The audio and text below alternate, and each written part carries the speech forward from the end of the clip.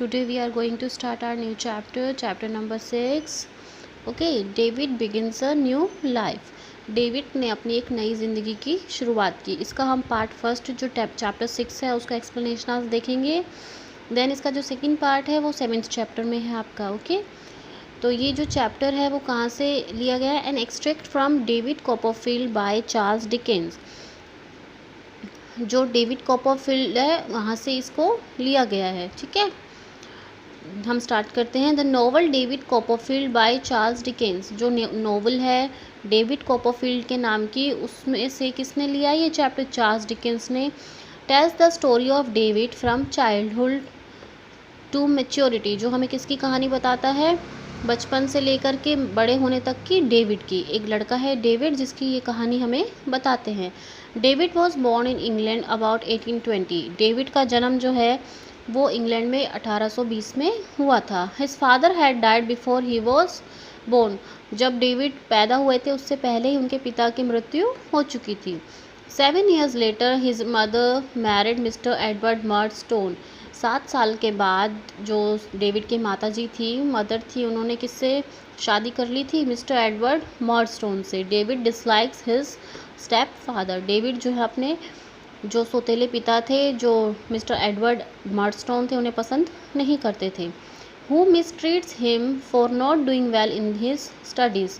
और वो उनके साथ अच्छा व्यवहार नहीं करते थे क्योंकि वो अच्छी पढ़ाई नहीं करता था. वंस एक बार वाइल ही इज़ बीइंग थ्रेस्ड. जब डेविड की पिटाई की जा रही थी, जब उसके सौतेले पिता उसे मार रहे थे, डेविड बाइट्स मिस्टर मर्डस्टोन. तो डेविड ने उन्हें काट लिया, उनके हाथ पर, ठीक है, या उनकी बॉडी पर उन्होंने बाइट कर दिया. David is sent to a boarding school called Salem House. फिर डेविड को कहाँ भेज दिया गया? एक हॉस्टल वाले स्कूल में, जहाँ वहीं पर उसे रहना था. उसका नाम था Salem House. Which has a ruthless headmaster. जिसका क्या था? एक रूथलेस क्रूर हेडमास्टर था, Mr Creakle. David's mother dies while he is at Salem's House. David के मदर जो है उसकी मृत्यु हो गई थी जब वो सलीम के हाउस में था, मतलब वो जो हॉस्टल में था. And he returns home. और वो अपने घर लौटा. जब उसकी मदर की मृत्यु हुई, वो उनकी डेथ हुई, तो वो वापस अपने घर आया. Mr Murdstone sends David to work in a factory in London. तब मिस्टर मर्डस्टोन ने क्या किया? डेविड को कहाँ भेज दिया? एक फैक्ट्री में काम करने के लिए लंदन में. David's landlord in London Mr Micawber goes bankrupt and is imprisoned. जो मिस्टर माइकोवर थे, जो उनके लैंडलॉर्ड थे, जो जिनके घर वो किराए पे रहता था, या जो लंदन में, वो बैंकरप्ट हो गए. मतलब उन्होंने, बैंक ने उसे दिवालिया घोषित कर दिया, यानी कि उनके पास अब कर्जा चुकाने के पैसे नहीं थे और उसे जेल हो गई. David decides to run away. तो डेविड ने क्या किया? वहाँ से भागने का डिसाइड किया. David's only relative who can help him is his aunt Miss Betsey. अब डेविड के पास केवल एक ही उसका रिश्तेदार था जो उसकी मदद कर सकता था. वो कौन था? वो मिस बेट्सी थी.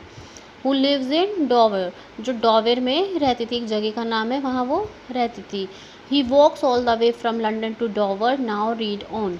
वो पैदल गया लंदन से डॉवर, अपनी आंटी के पास, मिस बेट्से के पास. अब देखते हैं हम कैसे उसने अपनी ये यात्रा पूरी की.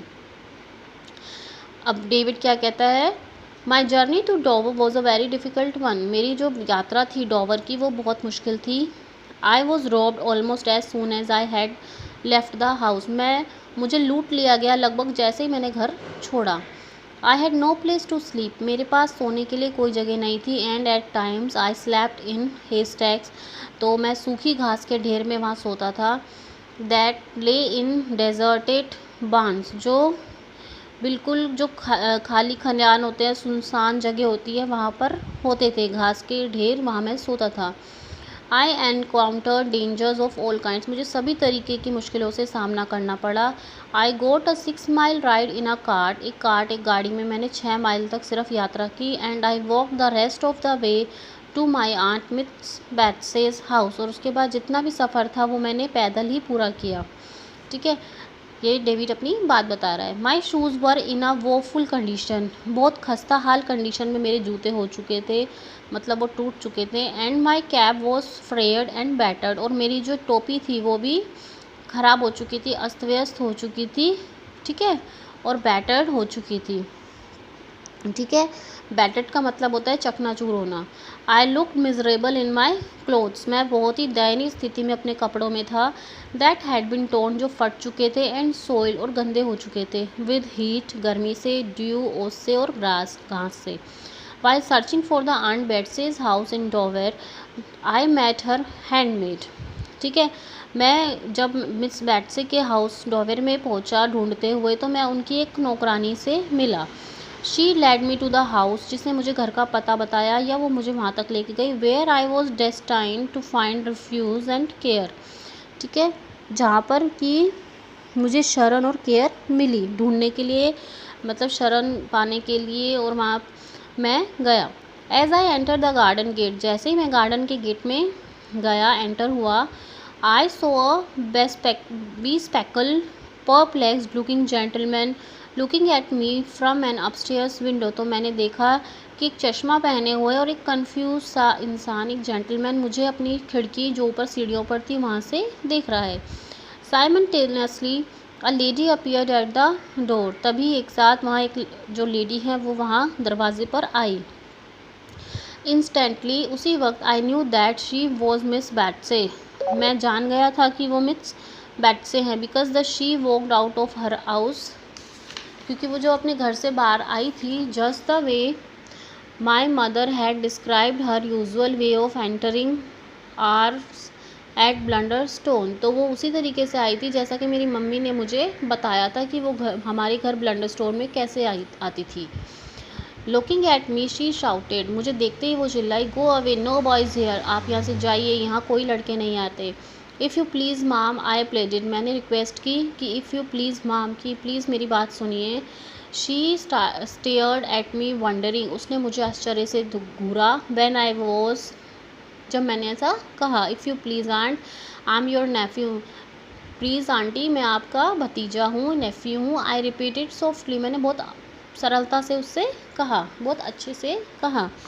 Aunt Betsey's reaction was one of great alarm, aunt Betsey का रिएक्शन जो था वो बहुत अच्छा था। शी स्टाइडर्ड बैक, वो पीछे की तरफ हो गई। And set right in the garden path, और कहाँ रुक गई, अपने जो गार्डन के रास्ते था, जो वहाँ गार्डन तक आता था वहाँ। आई कॉन्टिन्यूड, मैंने कहा, आई एम डेविड कॉपरफील्ड, मैं डेविड कॉपरफील्ड हूँ, ऑफ ब्लंडर स्टोन से इन सफोल्क, सफोल्क में जो ब्लंडर स्टोन है मैं वहाँ से हूँ।